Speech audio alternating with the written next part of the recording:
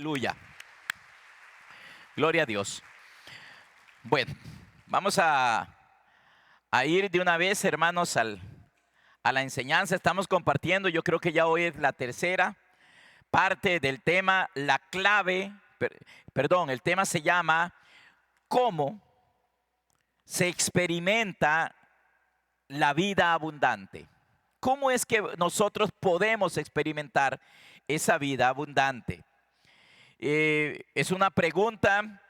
El primer día que comencé a enseñar de esto, yo les dije que todas las enseñanzas que iba a dar de esto era para tratar de responder a esta pregunta, que debería de ser no solamente una pregunta de nosotros al Señor, o sí una pregunta, pero nacida, hermanos, de un deseo, de un deseo de verdad de Señor, ¿cómo puedo experimentar la vida abundante? Ya sabemos, hermanos, ya les hemos enseñado que la vida abundante no trata con las cosas materiales. Yo creo que Dios a uno le da cosas materiales también, hermanos. En algún momento se enseñará de esto. Pero lo material nunca es primero que lo espiritual. Nosotros es que todas las cosas se han hecho al revés. La gente busca primero las cosas de este mundo y después, hermano, cuando tienen las cosas de este mundo se les olvida las cosas espirituales. Se les olvida lo espiritual. Y hermanos, y entonces, por eso lo sabio es entender. Y que lo primero que tenemos que buscar es lo espiritual. Jesús lo dijo de otra manera. Jesús dijo, mas buscad primeramente el reino de Dios y su justicia, y todas estas cosas, hablando ahí en Mateo 7, vendrán por añadidura. Las cosas que ahí están, que son tres: comida, vestido y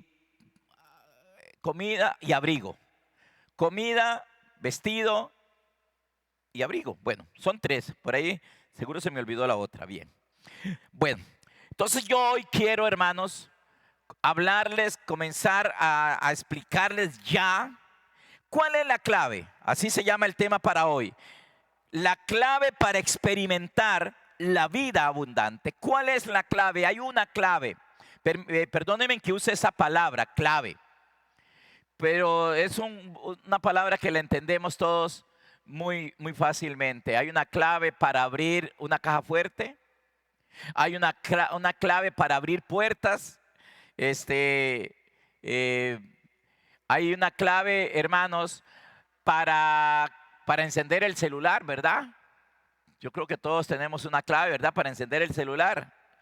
Y si uno no se sabe esa clave, usted tiene una clave. Si usted tiene una cuenta en el banco ahí, digamos, una cuenta de débito, de ahorros, o no sé, y una tarjeta de débito, usted necesita una clave para poder accesar al cajero y poder sacar plata.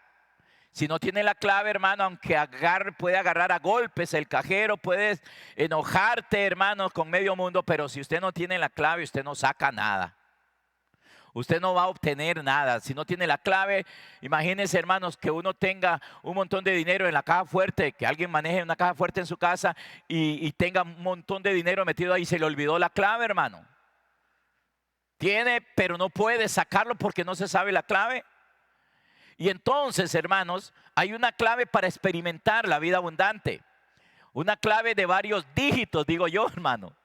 Vamos a ver cuáles son esos dígitos que nos tenemos que aprender para que nosotros podamos experimentar, disfrutar, vivir. Bueno, valga otra vez la repetición.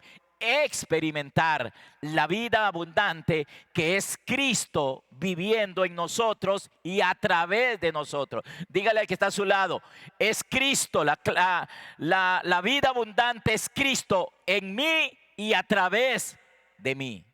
Es Cristo en usted y a través de usted. Cuando hablo de a través de nosotros, es lo que la gente va a ver de Cristo en nosotros. Porque ¿cómo le van a conocer a Él o cómo van a saber más bien de Él, hermanos, si no es a través de nosotros? Por eso dice la Escritura que nosotros somos la luz del mundo y que nosotros somos la sal de la tierra. Pero obviamente eso requiere un proceso.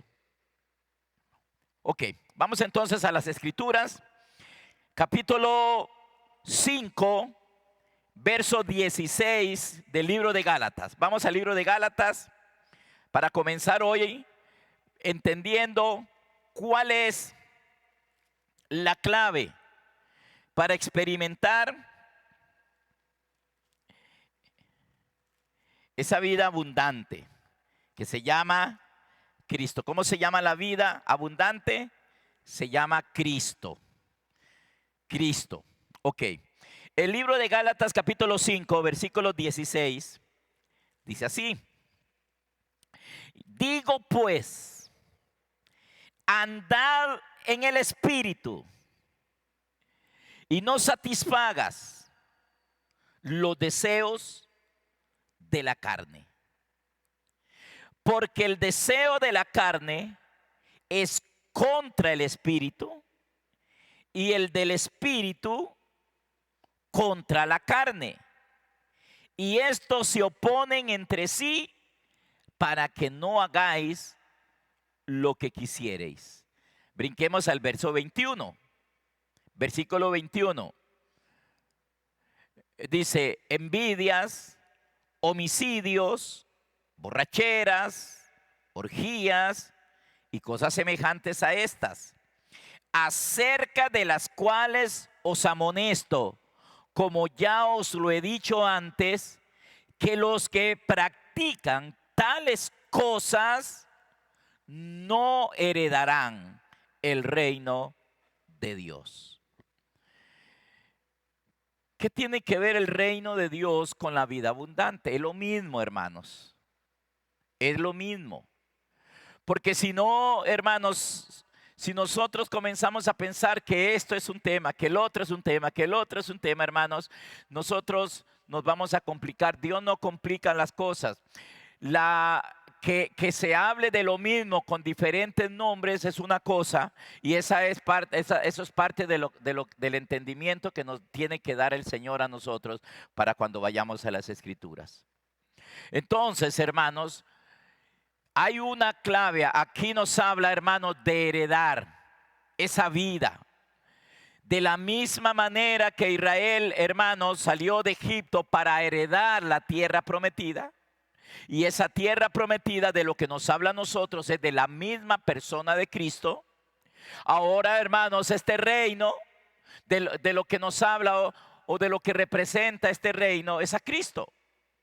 Y entonces me gustaría, hermanos, que tal vez el lunes sale la frase también, la vamos a poner, pero que usted se aprenda esta frase, hermano, que es de verdad importante.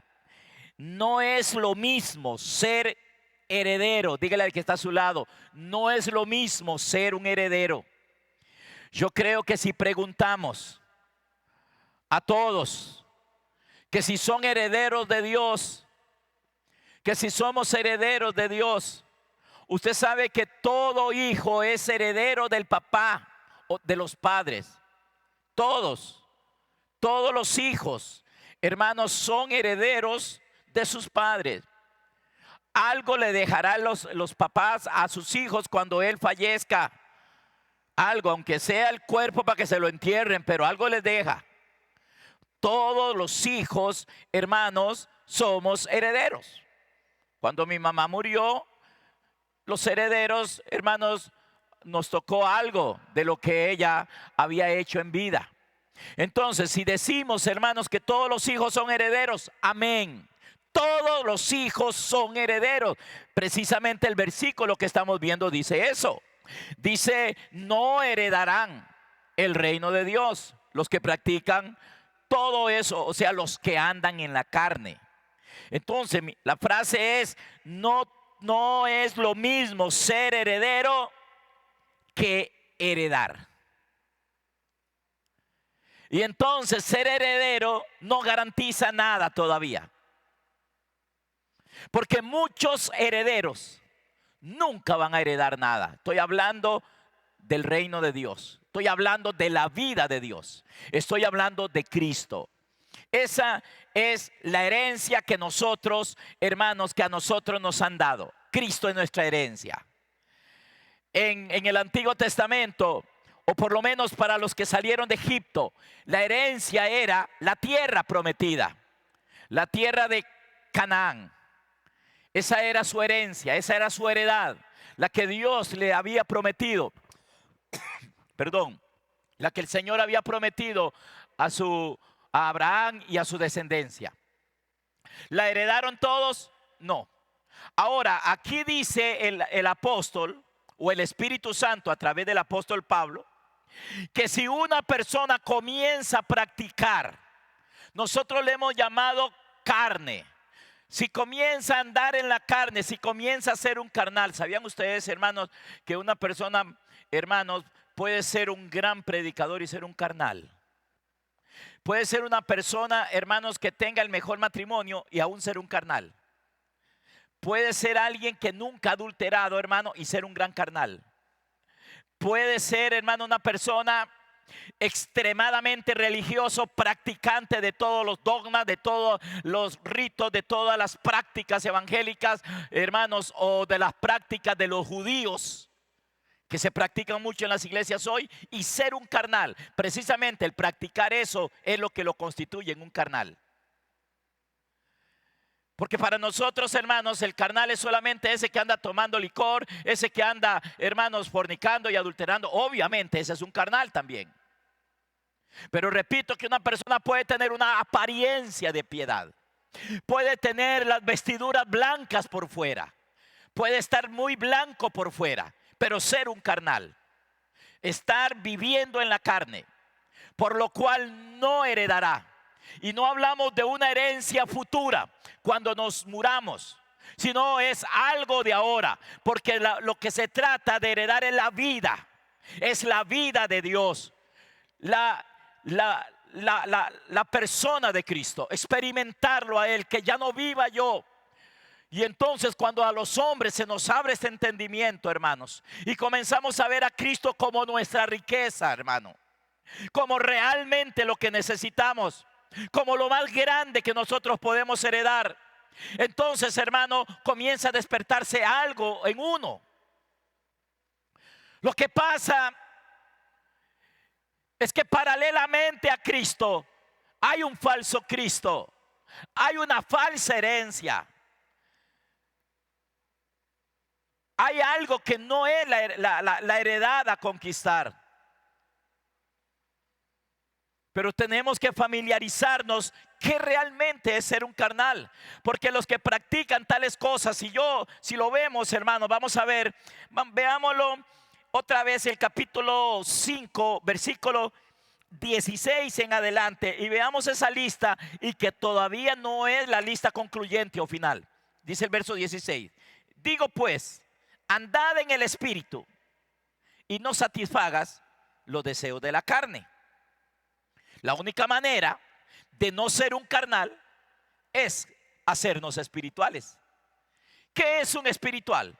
Uno que anda en el Espíritu, en el poder del Espíritu, bajo el gobierno del Espíritu, controlado por el Espíritu, lleno del Espíritu. Andar en el Espíritu significa eso.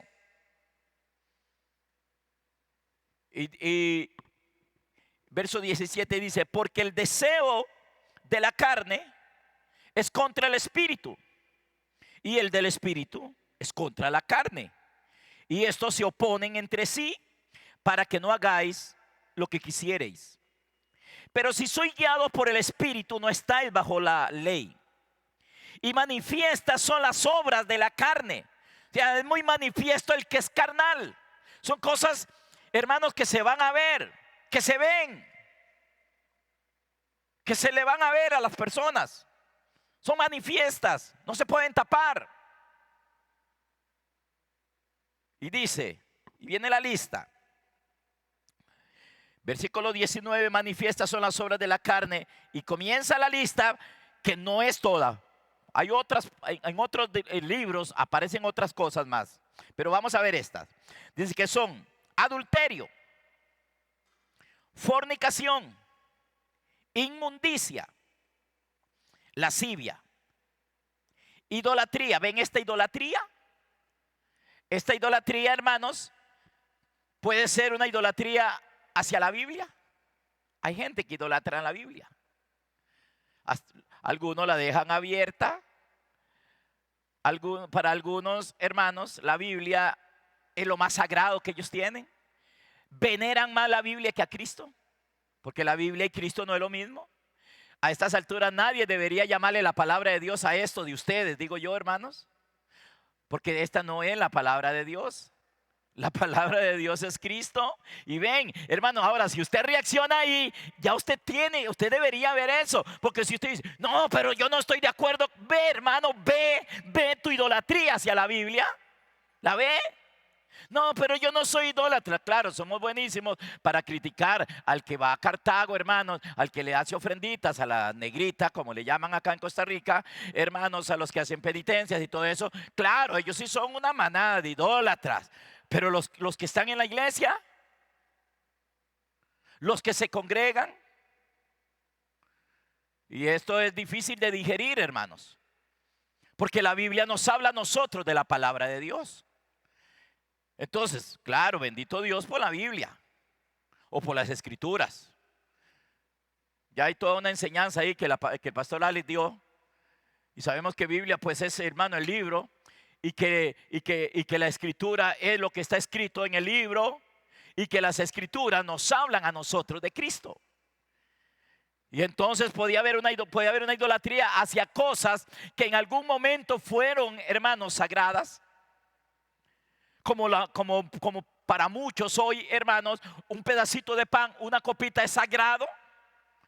Yo veía muchos padres en algún momento, hermanos, hasta casi pegarle a su hijo porque su hijo le regó la copita o le quitó el pedacito de pan. Y digo, cuidado con eso, porque eso es sagrado. ¿Ven? Y entonces cualquiera podría decir, wow, qué piadoso ese, qué piadosa esa, wow, qué temeroso de Dios. No, eso no es precisamente el hacer eso, más bien demuestra que no hay temor de Dios. Pero bueno, vamos a parar, vamos a seguir leyendo. Dice, verso 20, idolatría, hechicerías.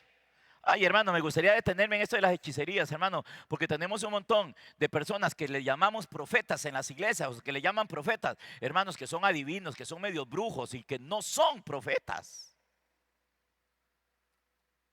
Y también los veneramos, hermanos, porque lo que hacen es adivinar.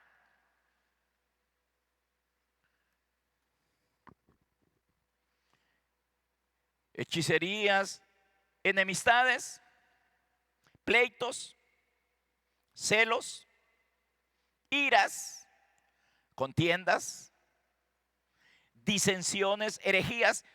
Herejías. Hay un montón de personas practicando herejías dentro de las iglesias evangélicas cristianas, que son herejes. Y eso también es muy serio, hermanos. Porque cuando nosotros, hermanos, si nosotros no practicamos cosas externas, nos dicen herejes. Un día de estos, hermano, alguien escribió por ahí. Estaban bautizando en el agua a un niño, a un jovencito. Y entonces escribió, aquí muriendo al pecado. Escribió, relacionando el bautismo en el agua con morir al pecado. ¿Usted me va a decir que eso no es una herejía? Entonces Cristo no hacía falta que viniera, porque antes de que Cristo viniera, ya Juan el Bautista estaba bautizando en agua. ¿Me entiende? Richard, ¿me entendió?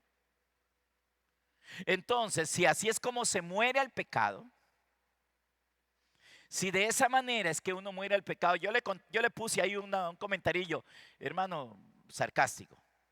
Yo le puse, si así es como se muere el pecado, entonces esto es pan comido.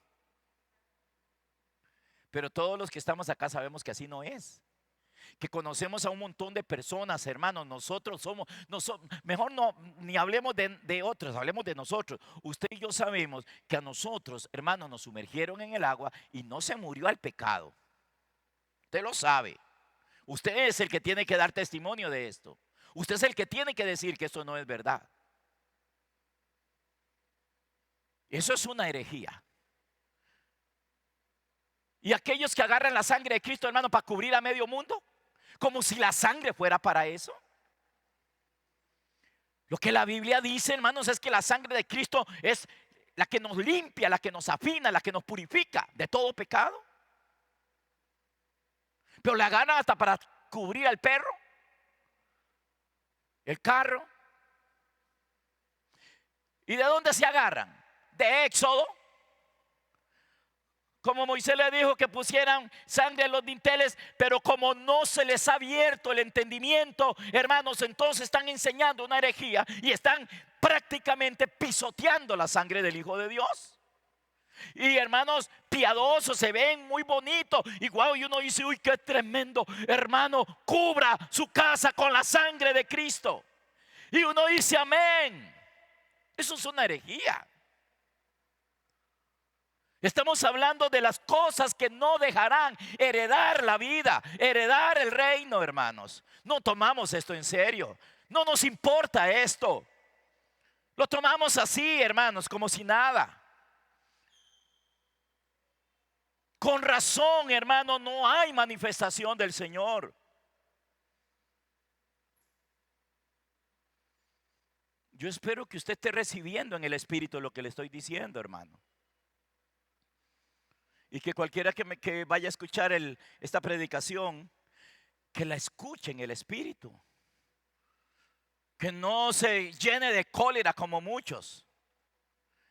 Y hagan lo que hicieron con Jesús, que se llenaron de cólera con Jesús. Y entonces dijeron, hay que apedrearlo. Y por último hay que matarlo. Porque no les gustaba lo que él les decía. Y entonces, hermanos, seguimos.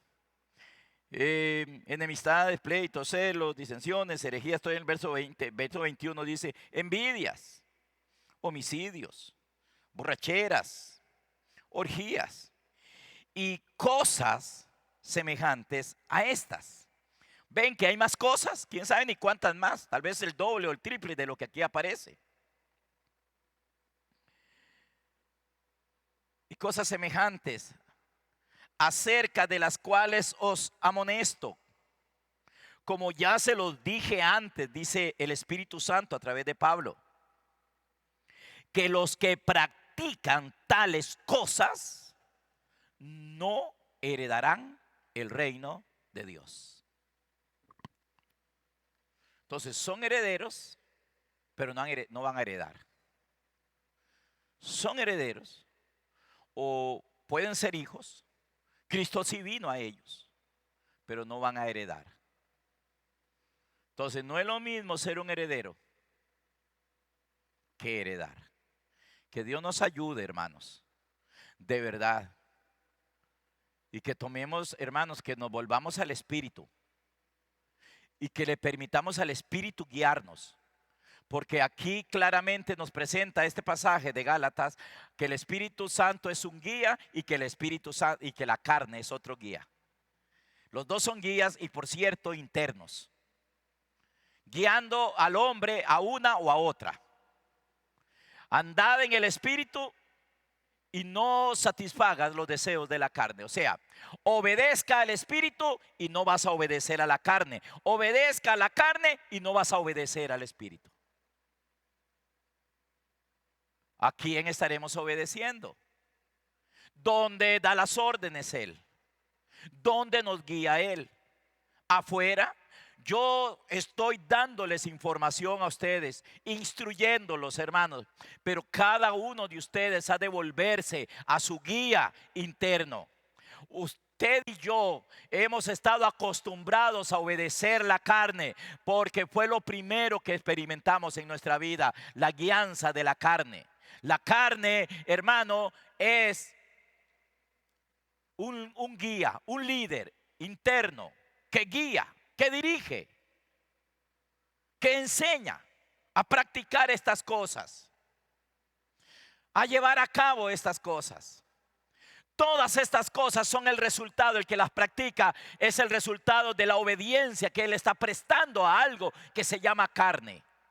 Las cosas y la carne no son lo mismo. La carne es la que produce esas cosas, nos guía a practicar estas cosas. La carne es un líder, es un guía que, hermanos, que tiene muchos seguidores. Y repito, algunos, hermanos, son muy evidentes y muy repugnantes. Algunas de las carnalidades nos pueden repugnar mucho, pero algunas otras son, hermanos, llevadas a cabo y metidas dentro de la iglesia como si fueran cosas que el Espíritu del Señor nos está dirigiendo. Y piensan que es el Espíritu el que me dijo que hiciera eso. Y lo que estoy haciendo, hermano, es o una herejía, o una idolatría, o una adivinación, y nada que ver con la realidad del Espíritu del Señor. Yo sé de mujeres o de hombres que han orado para que Dios le dé, si es mujer, a un hombre que le pertenece, que es casado. Yo sé de personas que han orado por el carro de otra persona para que Dios se lo dé a ella. ¿Cómo se llama eso, hermanos? Porque un día le dijeron que todo lo que su pie pisare, Dios se lo daría. Y entonces, hermano, le pusieron la mano encima al carro o a la casa, hermano, y le dijeron: Señor, yo la ato. ¿Cómo se llama eso, hermanos? ¿Cómo se llama? ¿Eso se llama fe? ¿Eso se llama fe? ¿A eso le podemos llamar fe? ¿A eso le podemos llamar una guianza del Espíritu Santo? ¿A eso le podemos decir que es espiritual? Juzguen ustedes que son hijos de Dios, personas tal vez más entendidos que yo, porque yo los veo a ustedes así,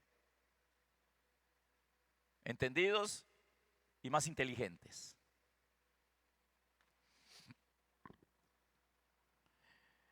A mí me preocupa mucho el ver esa vida abundante experimentarse.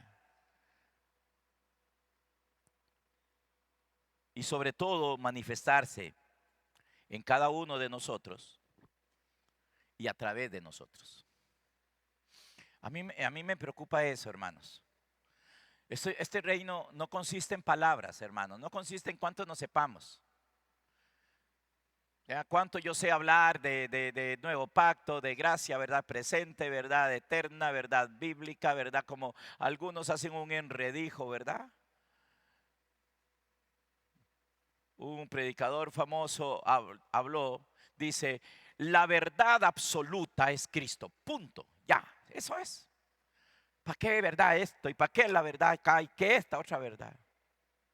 La verdad absoluta es Cristo nuestro Señor. Y de Él es que tenemos que estar llenos. Del que está lleno, guiado, gobernado por Cristo, ese está en la verdad, ese vive en la verdad, ese está experimentando la verdad. Y entonces a mí me preocupa, le decía mucho, el ver esa vida abundante, experimentarse, que usted la experimente, hermano, que yo la experimente, que la humanidad la experimente. Y cuando estamos hablando de la vida abundante, estamos hablando de Cristo, hermanos. Yo voy a llegar, hermanos, a algún momento a hablarles a ustedes también de las cosas, de algunas cosas de materiales. Yo creo que Dios da algunas cosas, hermanos, yo lo creo. No crean que no. Pero no podemos amarrarle la carreta al carro por delante. hay que amarrársela por detrás, hermanos. O sea, lo material, lo natural, lo terrenal no es primero. Eso viene después. Y eso si Dios quiere. Eso es si Dios quiere. Que depende mucho también de la persona, hermano. ¿Para qué quiere las cosas materiales?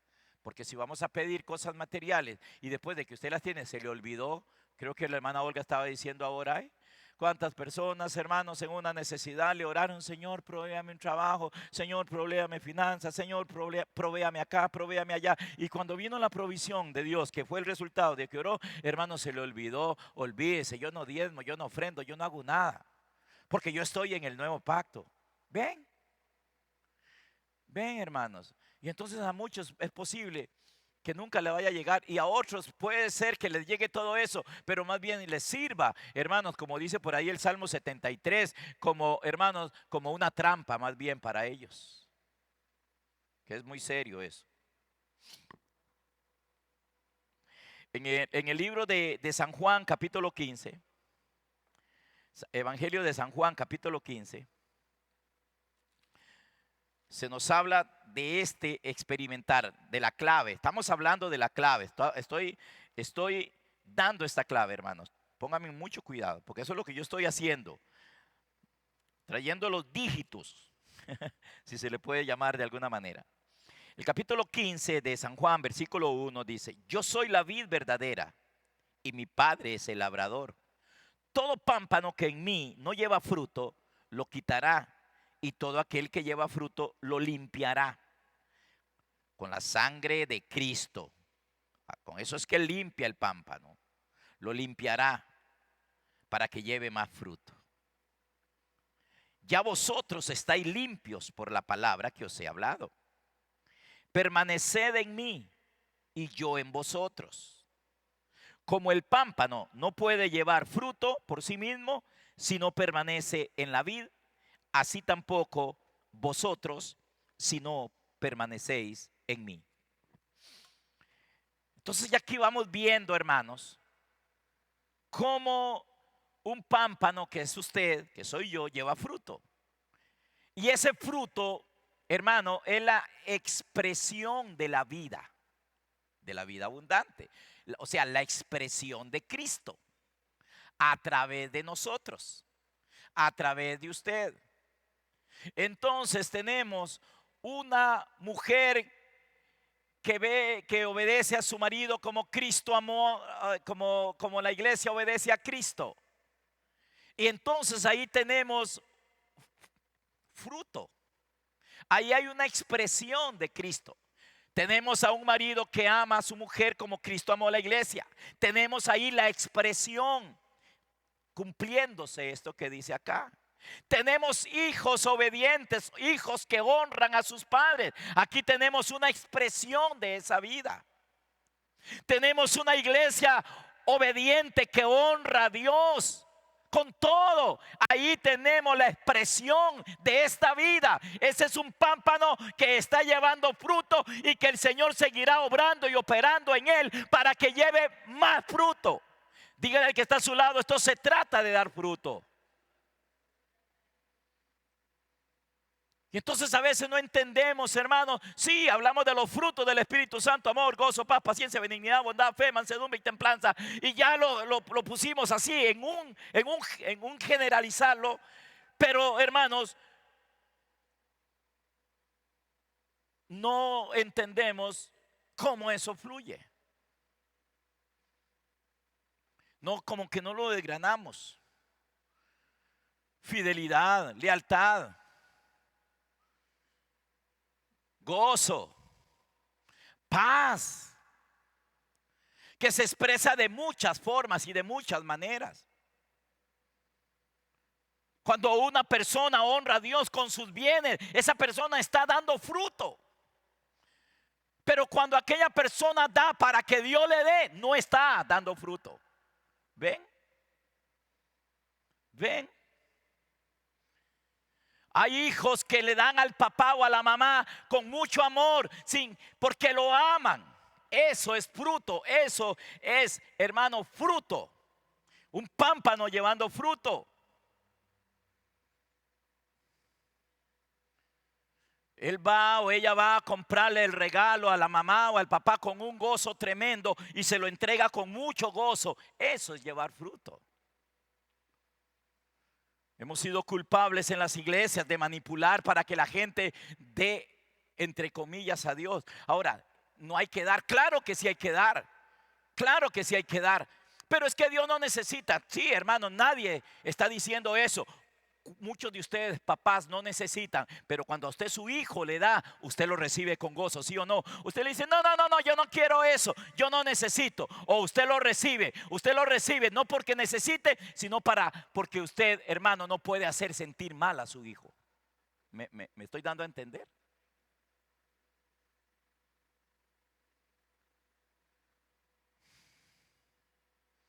Y el pámpano que lleva fruto, Él lo limpia para que lleve más fruto.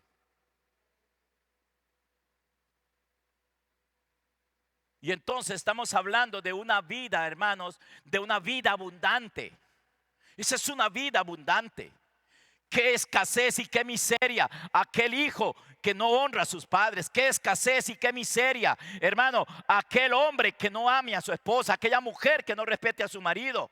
Qué escasez y qué miseria, hermano, aquel que no ame a su prójimo. Qué escasez y qué miseria está viviendo aquella persona, hermano, que no puede, hermano, sacar el día de congregarnos y decir, voy a congregarme porque yo amo a mi Señor y amo a la iglesia. Qué miseria hay ahí, qué escasez tiene esa persona de vida. No hay vida abundante. Y al no estar experimentando la vida abundante, no está experimentando, hermano, el dar fruto. Dios tiene que abrirnos los ojos, hermanos, realmente de nuestro entendimiento. Dice la escritura, si usted ve a su hermano que tiene necesidad y le dice vaya y que Dios le ayude, que Dios le provea, y usted teniendo para darle no le da, dice, ¿cómo mora el amor de Dios en esa persona? Ahí no hay amor.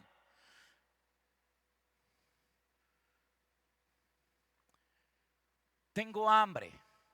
Y usted le dice, voy a orar para que Dios le provea. Pero si usted tiene, ¿por qué no le da?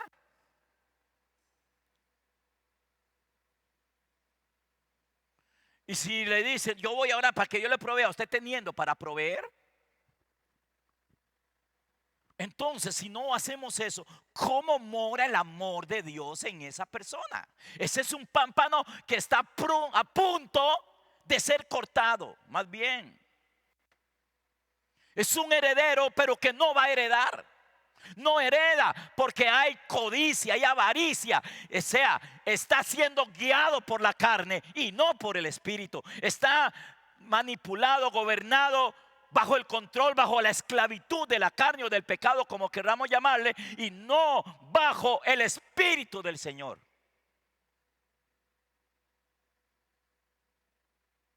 Es de esa vida es que estamos hablando. De esa vida abundante que tiene que comenzar primeramente hacia Dios, amarlo a Él, amar al Señor con todo tu corazón, con toda tu alma, con toda tu mente, con todas tus fuerzas, y después al prójimo como a ti mismo. Pero el amor no es una palabra nada más, se escribe con 4 letras, pero el amor no es un sustantivo, como dijo Arjona. Hermanos míos, el amor es verbo, no sustantivo.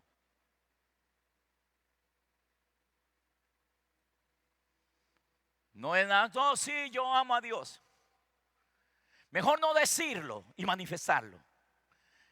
Dios no escucha palabras, Dios ve obras. Por eso es que la Biblia dice, las obras sin fe son muertas. O la fe sin obra, más bien, son muertas.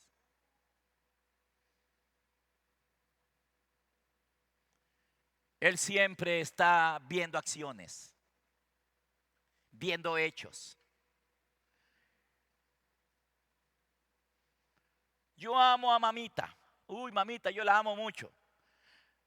pero la hace sufrir. Mentiras, entonces, ven, ven. Hijo, no llegues tarde. Y usted llega a la hora que le da la gana, pero usted dice que usted ama a su mamá y a su papá. No es cierto. Solo tienes palabras, pero no hechos. Solo tenemos palabras y no hechos. Entonces, eso a mí me dice que no está experimentando la vida abundante. Que no está experimentando la vida del Señor. Y podríamos seguir diciendo muchas cosas más, hermanos, con respecto a esto. Está la pareja fornicando, los novios. Y él diciéndole, mi amor, te amo, te bajo el cielo y la tierra, te amo más que a mi vida. Oiga, y está pecando con ella. Eso es amor. ¿Ven?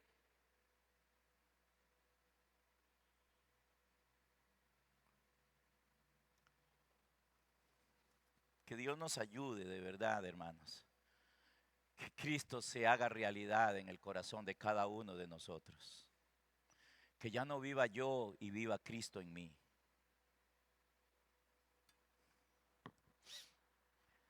Según el libro de Josué, hermanos, son varios pasos. Déjeme decírselo, varios pasos, varios dígitos que constituyen la clave. Pero tal vez aquí hay personas que nunca han usado un cajero. No, pero usted sí conoce, sí sabemos de lo claro que sí sabemos, porque todo el mundo tiene celular y yo creo que todos tenemos una clave, hermanos, ¿verdad? Entonces esa clave mínimo tiene 4 dígitos, ¿verdad? Y entonces en el libro de Josué es como ahí hay, hermanos, en ese libro hay una clave, pero que la tenemos, ahí es como natural y que de ahí la tenemos que trasladar a lo espiritual. Entonces, hermanos, déjenme citárselas y después las explico. La primera clave, hermanos, que yo veo ahí, es la clave de la circuncisión. La semana pasada, creo, antepasada, hablamos de eso. La circuncisión. Hay una circuncisión espiritual, que es, hermanos, como la iniciación, que es como la manera, hermanos, de ser libertados del pecado. Eso es como cuando una persona nace de nuevo, la circuncisión. Cuando una persona reconoce a Cristo como Señor, eso es como la circuncisión, pero se lo explico más adelante. Luego, la segunda clave que yo veo ahí es, hermanos, el participar de la Pascua, el comer la Pascua, que también la tenemos en el Nuevo Pacto, en el Nuevo Testamento. Allá era una Pascua externa. Mataban un cordero, hermanos, etcétera. Literal, lo cuidaban en un potrero, en un corral, no sé. Y luego lo mataban y comían. Esa era la Pascua. Ok, ya no lo vamos a hacer igual. O sea, si no todos ustedes y yo tendríamos que tener, hermanos, tener un corderito por ahí, hermanos, o irlo a comprar y matarlo cierta fecha de un año. Hoy hay una Pascua. La Pascua espiritual se llama Cristo. Él es el Cordero Pascual. Él es el Cordero de Dios. Que no solamente se mata, que no solamente se desangra, sino que hay que comerlo también. Espiritualmente. Yo estoy hablando de cosas espirituales, hermanos. Y usted dice, no entiendo. Debe ser, esto tiene que comenzar a ser claro para nosotros, hermanos, para todos tiene que comenzar a ser muy claro. ¿Estaremos comiendo la Pascua? La cambiaron por la cena, por lo que le llaman cena, la cambiaron por eso. Si leen con cuidado se van a dar cuenta que lo que Jesús estaba celebrando era la Pascua. Pero le pusieron ahí una letrita negra a la Biblia donde dice institución de la cena del Señor. Jesús no estaba instituyendo ninguna cena ahí. Jesús estaba celebrando la última Pascua. La última Pascua natural. porque Él vino para consumar las prácticas externas, tipos y sombras, se le llama eso. Y esa fue la última, porque a partir de ahí, esa ya nunca más se tenía que volver a celebrar, porque de ahora en adelante la Pascua se llama Cristo.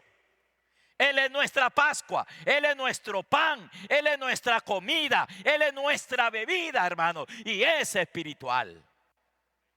Ya se terminó aquella, ya no hay que celebrarla más, ya Él le puso fin. Ahora es Él nuestra Pascua. No puede, hermano, un hombre experimentar la vida abundante si no está comiendo la Pascua. Nos podemos, vean, hermanos, nos podemos comer en una semana, todos los días podemos celebrar la famosa cena, comernos la copita, hermanos, y el pedacito de pan, y eso no cambia a nadie. ¿Quién es testigo de eso? Usted. Usted es el testigo. Usted es el testigo. Yo soy el testigo. Yo soy testigo de eso. Que eso no cambia. Que eso no hace nuevo. Que eso no me hace dar fruto espiritual. Que eso, hermano, no me lleva a una estatura y a un crecimiento espiritual del conocimiento del Hijo de Dios.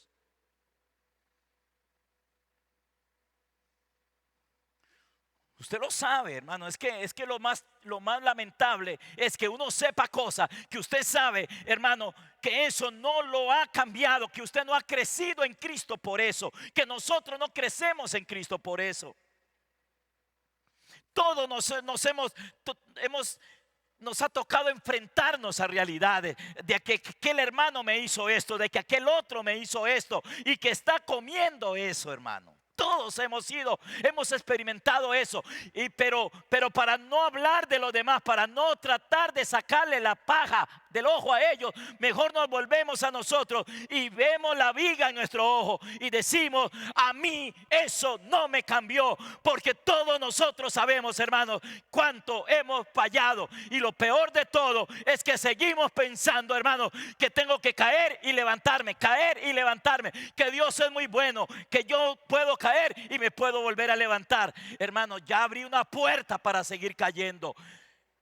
Y si en una de esas caídas usted se muere, ¿qué? Si en una de esas caídas se muere, ¿qué?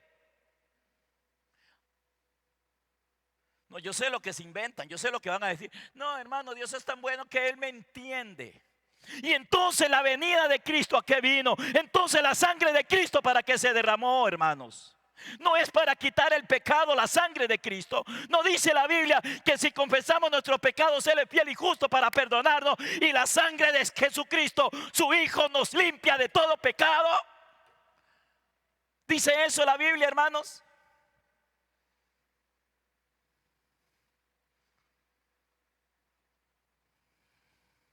Eso dice. Eso es lo que dice. La Escritura dice que Él es el Cordero de Dios que quita el pecado del mundo. Y nosotros, hermanos, predicadores, hablando de que no importa que caiga. 7 veces cae el justo y 14 lo levanta. Vamos a seguir cayendo, hermanos. Vamos a seguir cayendo. O vamos, hermanos, mejor a comenzar a experimentar la verdadera Pascua. Y la tercera que yo veo, hermanos, posiblemente hay más, pero déjenme hablarle de una tercera, porque se las voy a explicar con más detalle luego. La tercera que yo veo es la oración. Es el orar. Esa debe ser de por vida. La Pascua la celebraban una vez al año. La circuncisión era una, pero la oración, hermanos, era de todos los días. ¿Y dónde usted ve eso en el libro de Josué? Es que ahí se ve. Claramente se ven. ¿Quiere verlas? Vamos al libro de Josué. capítulo 5.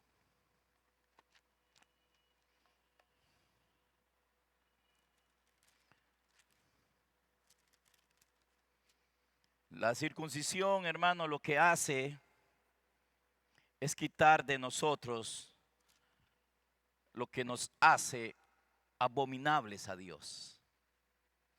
Apóstol, pero la Biblia dice que Dios ama a los pecadores. Él por su naturaleza es como el sol. Pero una cosa, hermanos, que el sol alumbre sobre justos e injustos, pero eso no significa que el injusto, porque el sol lo alumbra, deja de ser injusto. Y que esa persona es aceptada aunque siga siendo injusto. Entonces, Dios es amor. Él ama a todo mundo por igual. De eso estamos totalmente de acuerdo. Pero eso no significa que Él acepta a aquel que Él ama, hermano, aunque sea un pecador. Entonces, quiere decir que hay pecadores y no pecadores. Exactamente. De eso es que trata esto. Todos pecamos. Todos. Todos. Pero la Biblia no dice que tenemos que seguir siendo pecadores. La Biblia no dice eso. Para eso Él mandó a su Hijo, para quitar el pecado del mundo. Para eso Él derramó su sangre, para limpiarnos de todo pecado. Y entonces, hermanos queridos, lo que hace la circuncisión espiritual es quitar, hermano, lo que Dios rechaza, lo que es abominación para Dios, para Él poder manifestarse llenando a ese hombre o a esa mujer. O sea que la circuncisión es la muerte del viejo hombre. Es la renuncia del pecado. Hermanos queridos, esto es de lo que se trata, es del pecado. Fue el pecado el que mató. Fue el pecado, hermanos, el que nos mató a nosotros. Fue el pecado el que nos separó de Dios. Entonces lo que nos separó de Dios tiene que ser quitado. Por lo tanto, aquel que está siguiendo en pecado, ahora tal vez me están entendiendo. Lo que nosotros le llamamos pecado también en la Biblia se le llama las obras de la carne.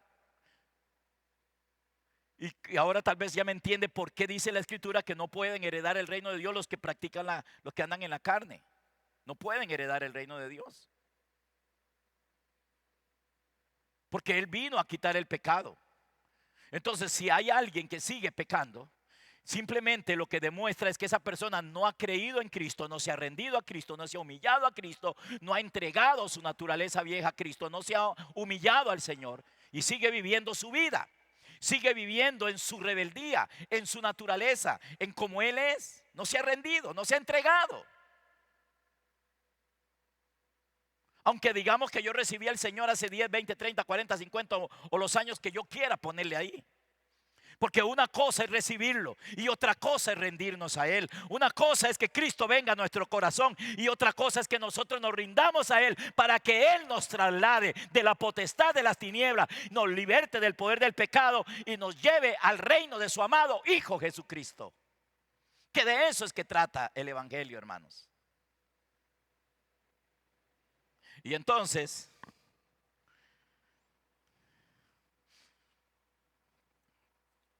esta es la circuncisión.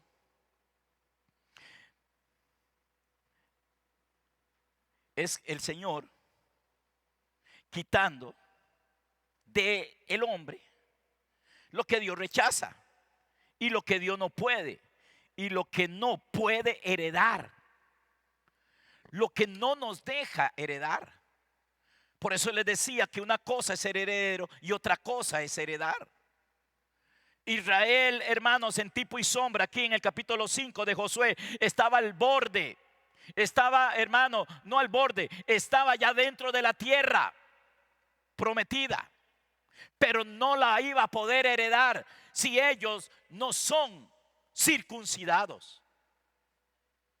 El problema es que muchos de nosotros, hermanos, recibimos al Señor. Cristo realmente vino a nuestro corazón. Le abrimos la puerta, lo reconocimos. Hubo un brotar de la semilla que es Cristo en nosotros. Pero hermanos amados, eso es una cosa. Y que Él crezca, que sea Él el que viva y no yo, es otra cosa. Y si ustedes quieren entender más, lean la parábola de la semilla, la parábola del sembrador. Como tres semillas, tres, nunca, hermano, pudieron llegar al punto de llevar fruto. Se secaron. Una nunca nació. La otra, hermano, nació y se secó entre los pedregales. La otra nació y comenzó a crecer, pero los espinos y los abrojos la ahogaron y tampoco pudo llevar fruto. ¿Ven? ¿Ven, hermanos? Claro, ninguno de nosotros quiere verse, ninguno de nosotros quiere decir que yo soy la semilla que cayó entre pedregales. Pero la verdad, hermanos, es que hay muchos que la semilla cayó entre pedregales, incluyendo predicadores, pastores, evangelistas y todo eso, hermano, porque esa semilla no ha crecido y el fruto, la vida, no se está manifestando por él, como lo leímos ahora, como les dije así rápidamente sobre el capítulo 15 de San Juan.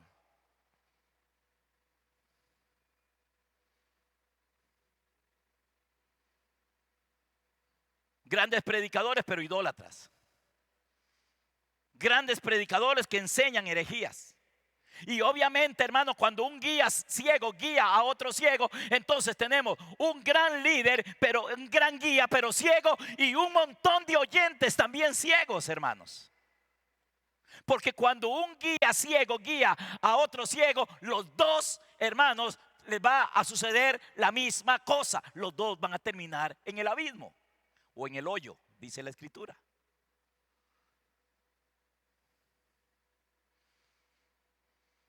¿Por qué no habremos entendido, hermano, la necesidad que nosotros tenemos de que el Señor, hermanos, circuncide, mate al viejo hombre, para que no nos enredemos, hermano? Es la circuncisión, es la muerte del viejo hombre, es la muerte del pecado, es, hermano, la destrucción de la carne, de la vieja naturaleza, de Dios quitando lo que a Él le repugna, lo que a Él le molesta, lo que a Él le choca en nosotros, lo que Él no puede aceptar, lo que no puede heredar. Como dice allá, hermanos, en el libro del Génesis, le dijo Sara a Abraham: echa fuera la esclava, porque no va a heredar el hijo de la esclava con mi hijo. Échelo, tiene que echarlo. Así tiene que suceder. El hijo de la esclava nos habla de la primera naturaleza, de la primera creación, digámoslo así. Dice, esa tiene que echarlo, porque no va a heredar con la segunda. Hermano, no puede seguir viviendo en nosotros la carne y el espíritu, o la carne o el espíritu. Cuando te rindes al espíritu, el espíritu echa fuera la carne, porque la carne no puede heredar. El que anda por la carne, el que vive por la carne, el que sigue a la carne, el que obedece a la carne, no puede heredar. Y cuando usted lea entonces, hermanos, por ejemplo, lo de Jacob y de Esaú, el que nació de primero fue Esaú, primero en la carne que lo del espíritu. Y que Jacob suplantara a su hermano Esaú es lo que tiene que suceder, hermano. El espíritu del Señor, la nueva creación, la nueva naturaleza, viene a suplantar a Esaú en nosotros, que es la carne. Habla de la carne, tiene que ser suplantado. Vayan y estudien qué significa suplantar, para que no me juzguen después.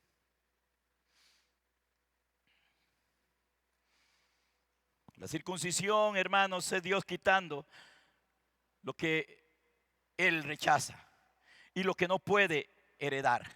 Josué capítulo 5, versículo 2.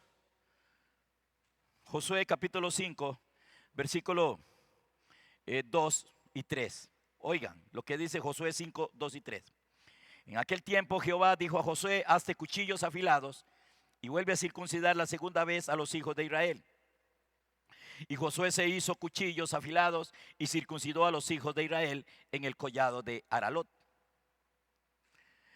Yo sé que yo hablé bastantillo de esto el domingo pasado, pero tal vez el detalle aquí bonito que hay, hermanos, es que todos los que tenían que ser circuncidados se sometieron a la circuncisión. Yo esperaría, hermanos, que todos los que estamos aquí y todos los que vengan después, hermano, no pongamos peros a la obra que Cristo quiere hacer en usted. Él quiere matar algo en usted, hermano. Él quiere deshacer las obras del diablo en usted y en mí. Él quiere, hermano, matar el pecado en nosotros. Eso es la circuncisión. La muerte del yo. La muerte del viejo hombre. Aquel pueblo no se podía circuncidar solos. Tuvieron que ser circuncidados por Josué, que es el tipo, la figura o la sombra de Cristo. De la misma manera, usted y yo, hermano, esta circuncisión, este despojarnos del pecado, hermano, solo lo puede hacer Cristo en nosotros. Nosotros no nos podemos liberar solos del poder del pecado y de la muerte. Nosotros no podemos hacernos libres por nosotros mismos del pecado y de la muerte. Esa es la maravilla, la gloriosa maravilla de la gracia que es Cristo en nosotros. No solamente, hermano, la gracia obrando. No solamente la gracia viniendo, sino la gracia obrando en nosotros, que es Cristo el Señor. Pero hermanos, así como todos ellos se sometieron, todos ustedes, hermanos, y yo, sometámonos, hermanos. Él nos está hablando para que usted salga de acá, hermano, y cada día usted le diga: Señor, haz morir este viejo hombre, Señor, haz morir esta naturaleza. Y no comencemos, hermanos, a tratar de justificarnos, a tratar de, hermanos, de justificar al viejo hombre en nosotros, la vieja naturaleza en nosotros, hablando de que caemos y que nos levantamos y que todo. No, hermano, esto no se trata de caer, ya no más, hermano, que usted, hermano, se ha levantado para nunca más caer. Hermano querido, cuando el Señor circuncida, el hombre es hecho una nueva criatura. Las cosas viejas pasan, ese hombre es hecho nuevo por la gracia de Dios, que es Cristo en nosotros. Denle un aplauso al Señor, hermano.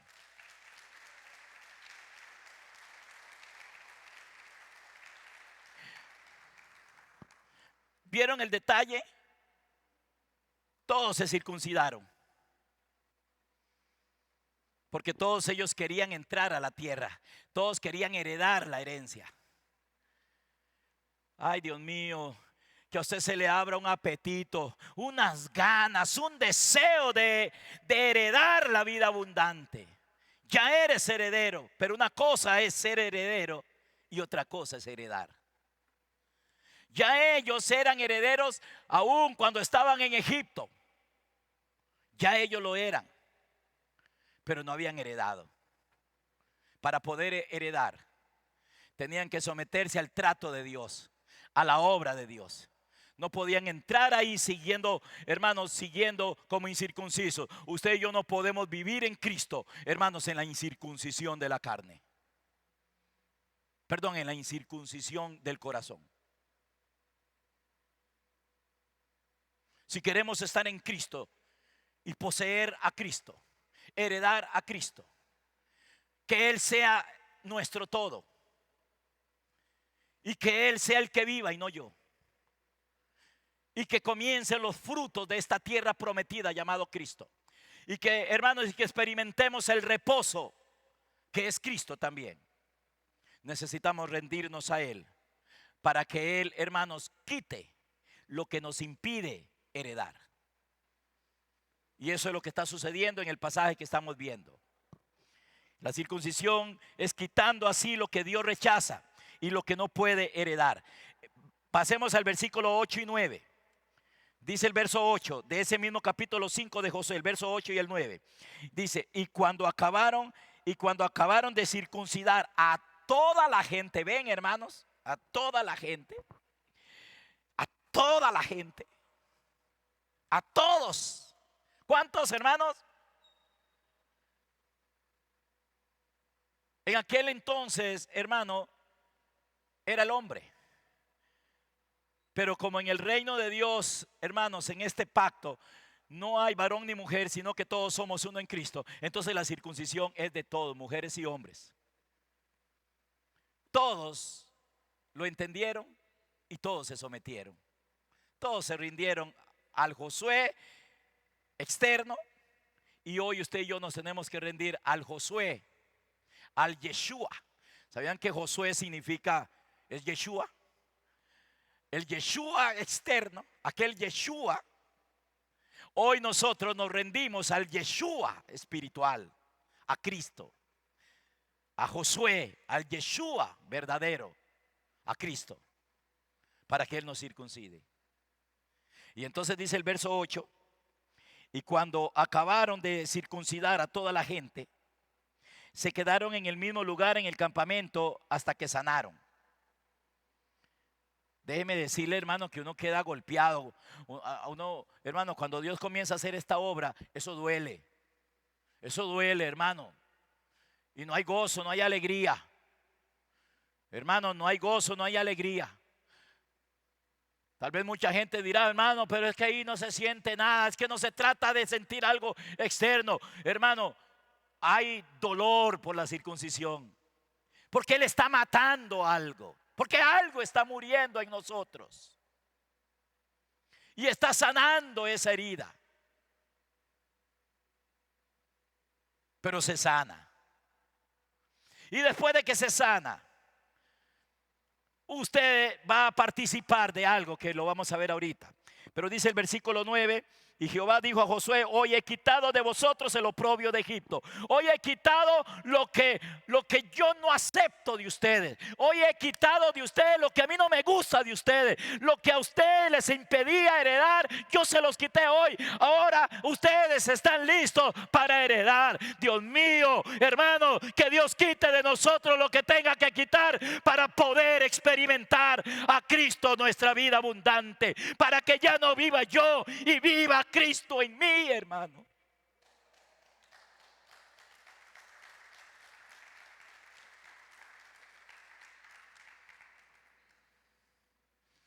Y que no sea una información para nosotros nada más. Algo que leemos ahí en la Biblia.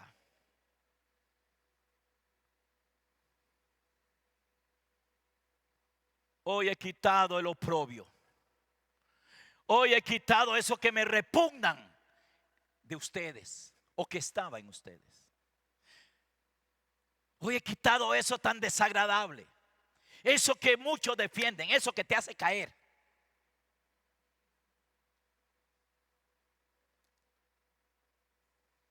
Eso que te separa de Dios o que nos separa de Dios. Eso que Él no ama. Ese Esaú que hay que suplantarlo. Ese Ismael que hay que echarlo. Ese viejo hombre que tiene que morir. Ismael, Esaú y el viejo hombre son las mismas.